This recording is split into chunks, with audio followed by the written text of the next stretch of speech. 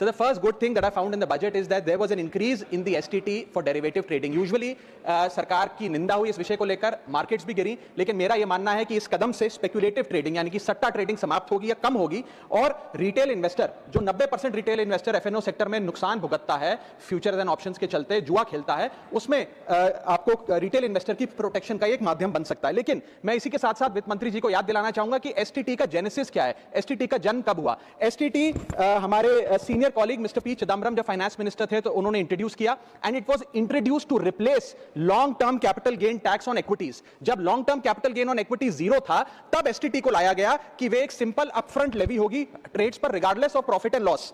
लेकिन अब सरकार ने long term capital gain tax भी लगा दिया, एसटीटी भी लगा दिया और रिटेल इन्वेस्टर को और तमाम इन्वेस्टर्स को एक प्रकार से डिसइंसेंटिवाइज किया। मैं एक सुझाव लाया हूं सरकार के लिए जिससे long term house hold earnings बढ़ेंगी, वेल्थ क्रिएशन होगा और वेल्थ पार्किंग रियल एस्टेट और गोल्ड के सेक्टर से निकलकर इक्विटीज में आएगी और स्पेक्युलेटिव ट्रेडिंग और कम होगी और long term investment behaviour investors का बढ़ेगा। वो की है कि long term capital gain tax on equities should be made nil in this country for individual investors. दुनिया की कई ऐसे देश हैं जिसके अंदर long term capital gain tax equities पे खास तौर पे शून्य है, जैसे कि Switzerland, Singapore, UAE, New Zealand, Hong Kong, Qatar, Malaysia. मैं चाहूंगा कि जब एसटीटी बढ़ाया जा रहा है तो इसी बजट में ही long term capital gain tax को जीरो किया जाए।